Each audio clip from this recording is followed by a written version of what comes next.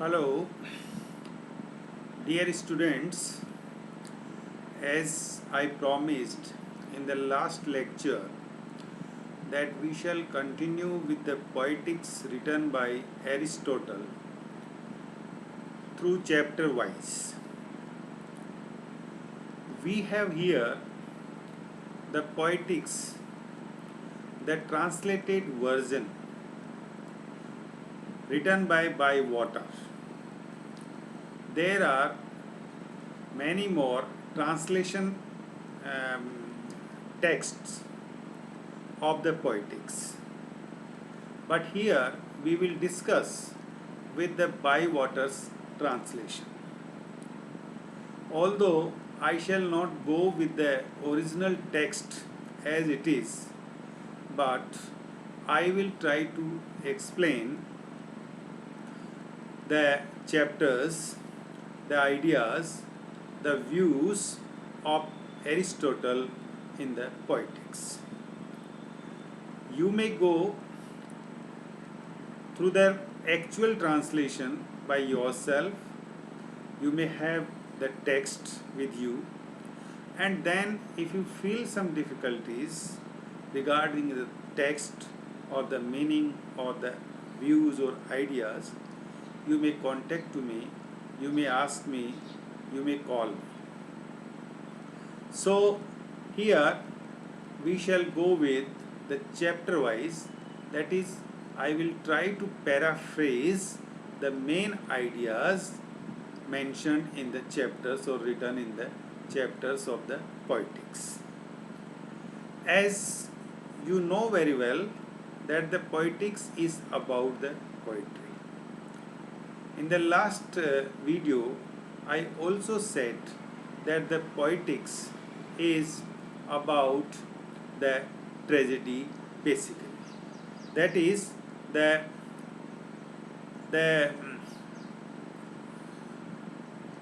whole part of the tragedy has been discussed in maximum chapters of the poetics.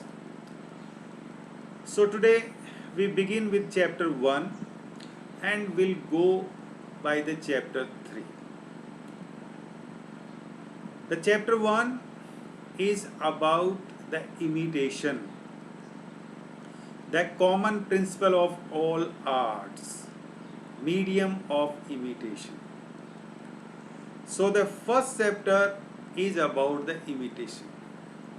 As we know, as we discussed yesterday, what Aristotle says, what Plato says, that all arts are the imitations of the reality, imitations of what is in real. And they also go further, defining the art, that is the imitation of the reality, but they also imitate the better. They also imitate the verse through the poetry or through the different arts. So, in Aristotle's opinion, imitation is the common principle of all the fine arts.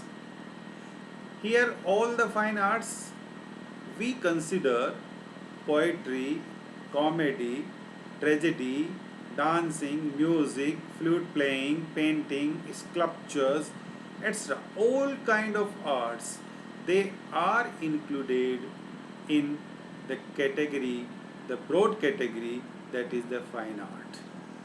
And they all are the modes of imitation.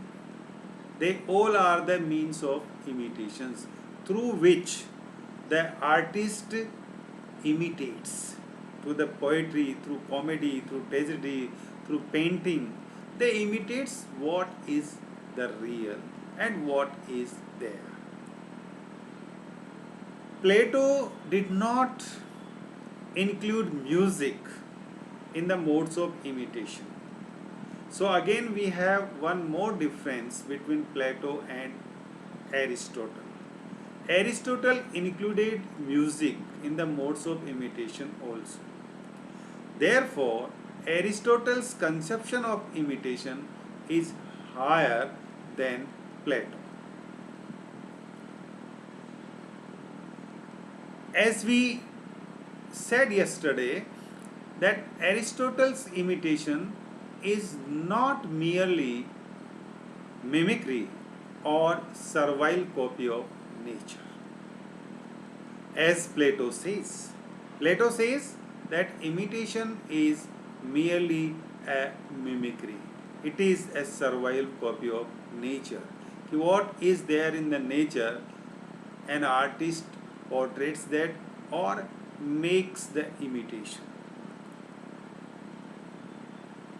But Aristotle says that it's not merely mimicry, but it is truly a creative activity. That is, an artist creates something more.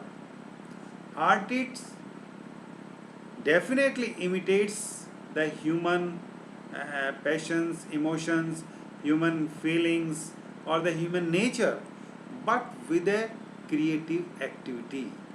That is, he does not imitate only the superficial appearances of external nature, but an artist goes into the deep of the internal nature of the human being. That is, he imitates the emotions, passions of the human soul. In this way, Aristotle extends the scope of imitation to include the inner life of human being.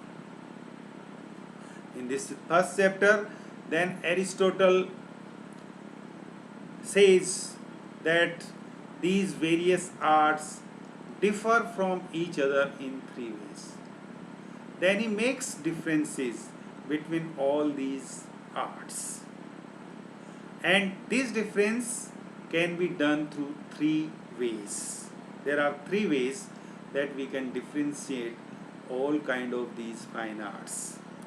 Number one, that is difference of kind in their means of imitation, how they imitate, or by differences in the objects of imitation, what is their object when they imitate, and how they imitate, that is in the manner of their imitation.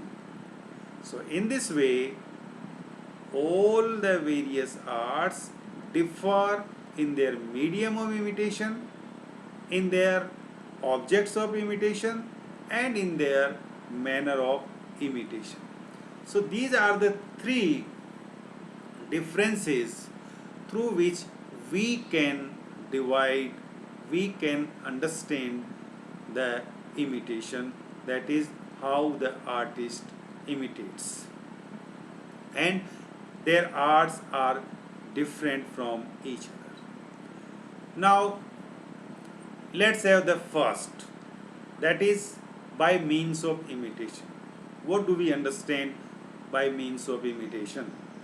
So here Aristotle explains that by means of imitation are the medium, the vehicle, or the material through which the artist imitates. So what is the medium of the artist? What is the vehicle? What is the material through which he imitates? So Aristotle says that color, form, and sound are the various medium of imitations. Just like painter imitates through the colors. The other artist imitates through forms and the sounds as well.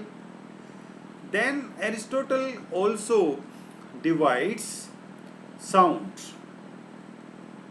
further into language, rhythm, and harmony or melody.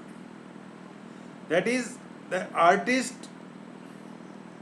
imitates or expresses his art through language, through rhythm, through harmony, through melody. Just like the musician creates music, creates rhythm and harmony. A poet creates poetry through language. He uses the language. So in this way, Aristotle says that by means of imitations, we understand that how the artist uses which form, which color, and which sound, which language, what kind of rhythm, and these all are the vehicles through which an artist imitates. As I gave you the example of the painter, so the medium of painter is color, and that of the poet is language and rhythm. The poet expresses or imitates through language. Whatever he sees in the nature is imitated or is decorated or is expressed through language and rhythm.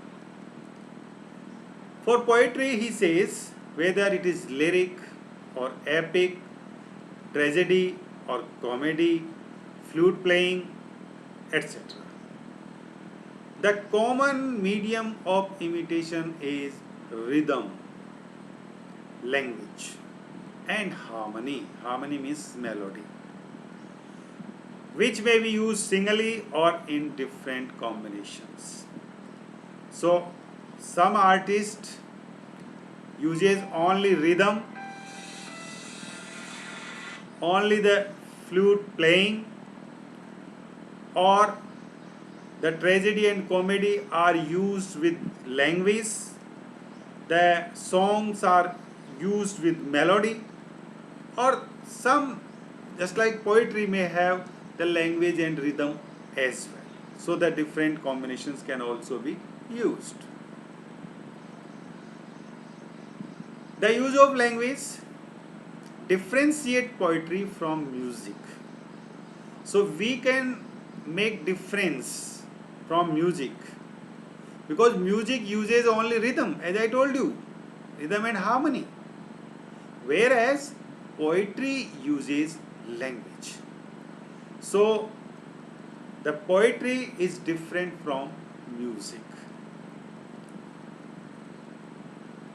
It should also be noted that in Aristotle's times there was no name for literature as such.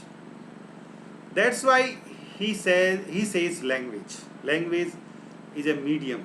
Language is means of expressing the reality or the nature or means of imitation. So at that time there was no name for literature as such. Therefore he calls in his poetics that it is an art without a name. He says that poetry can be written without meter, that is, imitation in prose can be poetic.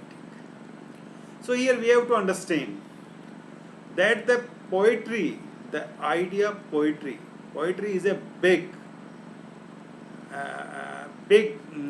entity in which we have both, that is the poems as well as the prose, or we can say the verse as well as the prose.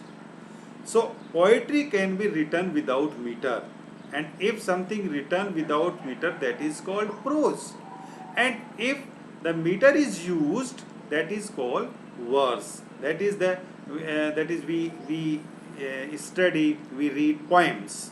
So poems are written in meter, whereas the prose, that is fiction, that is essays, novels, stories, they are written without meter, so they are called prose.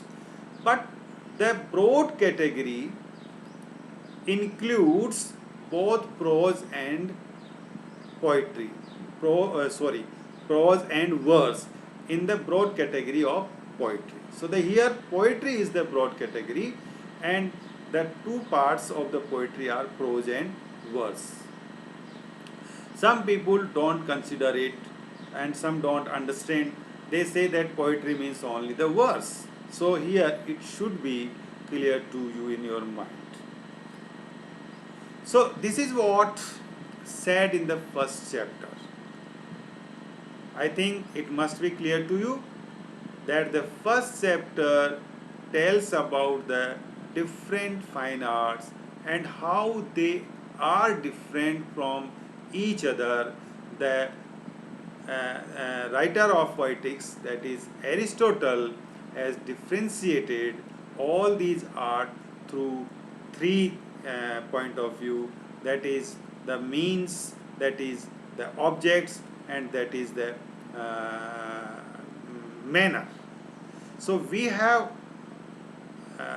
we have studied in the chapter 1 the means, how the poetry, how the arts are expressed, what are their vehicle, what are their means.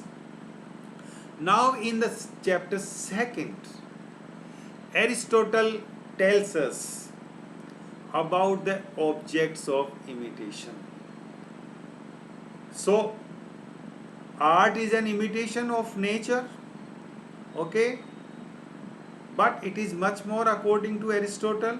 We have understood it's not just a copy of nature, but it is something more.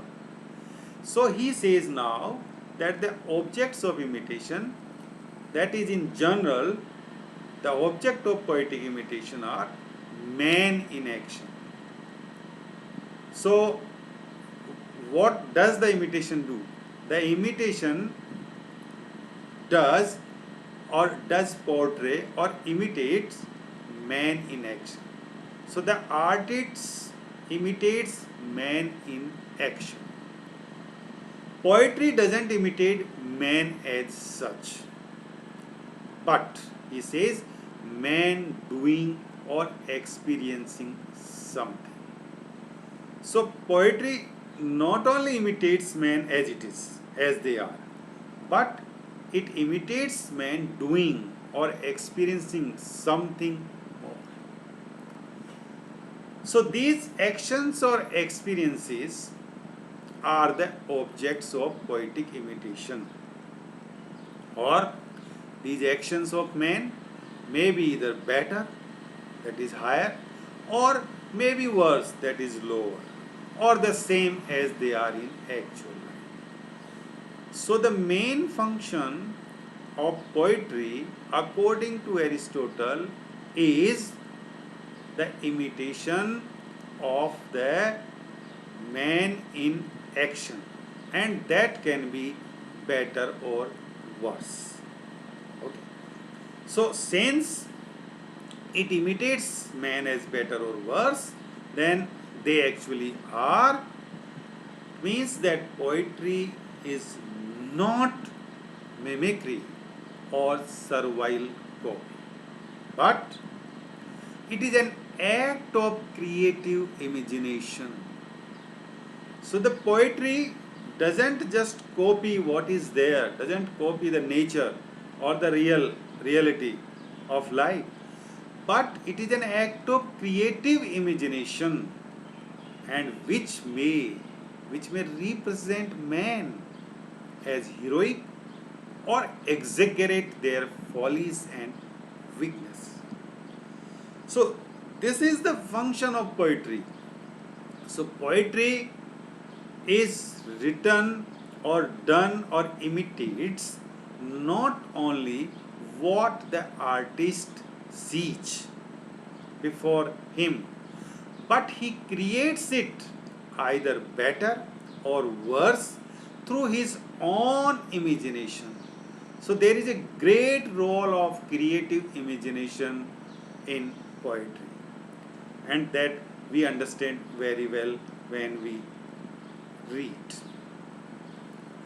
So this makes the difference between tragedy and comedy.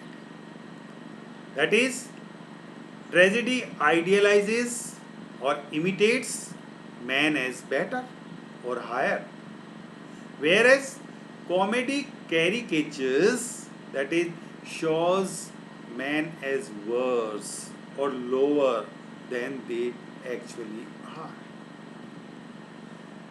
So, as he defines poetry, that is the creative imagination imitating man as better or worse. In that way, he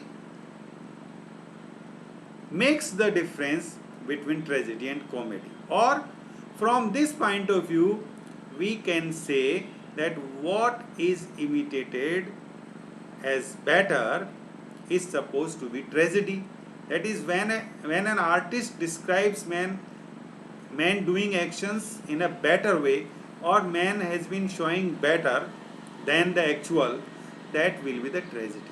And if the man is portrayed as worse or lower than actually they are, that will be called comedy. So this may be the definition of tragedy and comedy according to Aristotle.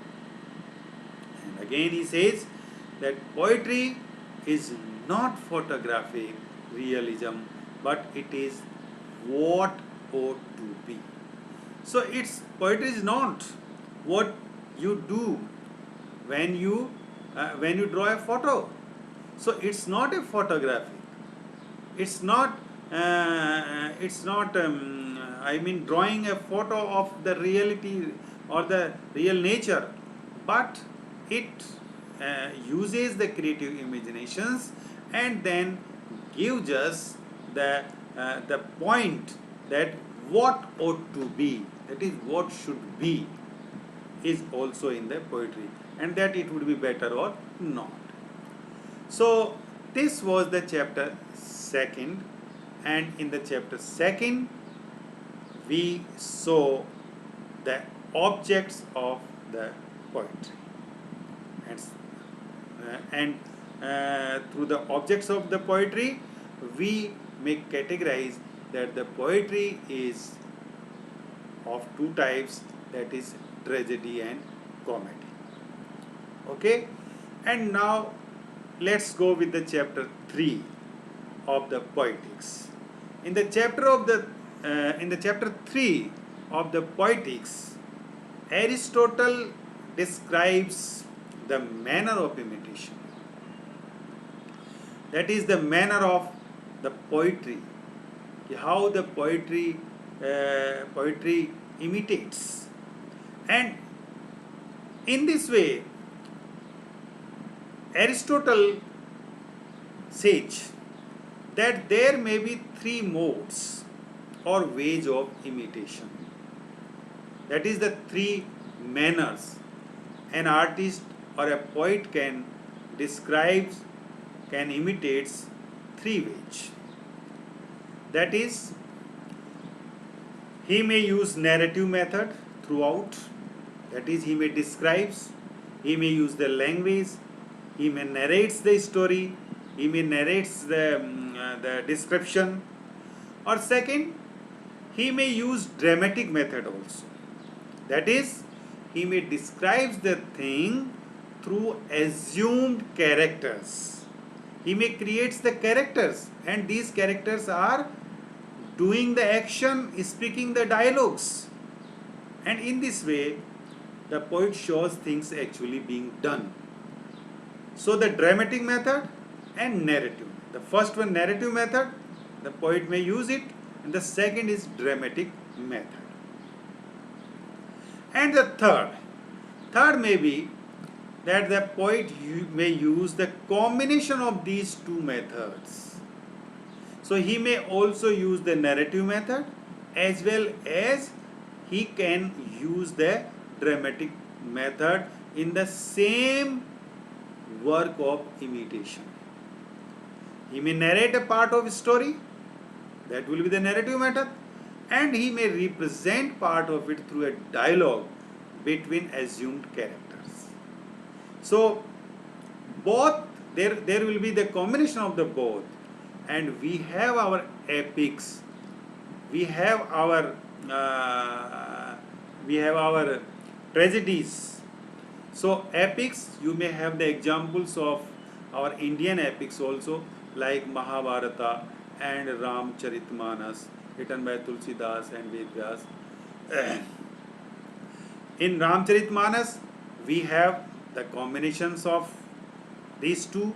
In Mahabharata, we have the combinations of these two. That is, the writer or the poet narrates the story, as well as he has he also represents part of that story through the characters, and the characters are speaking there, they are doing the actions.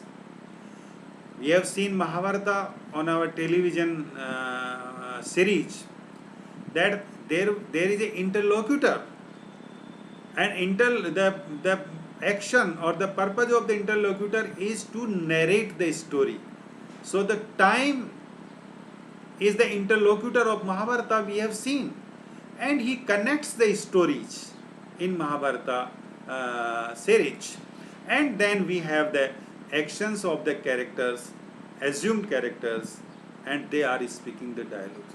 So these are the epics which have the combination of these two methods. So the poetry or the imitation can be used or can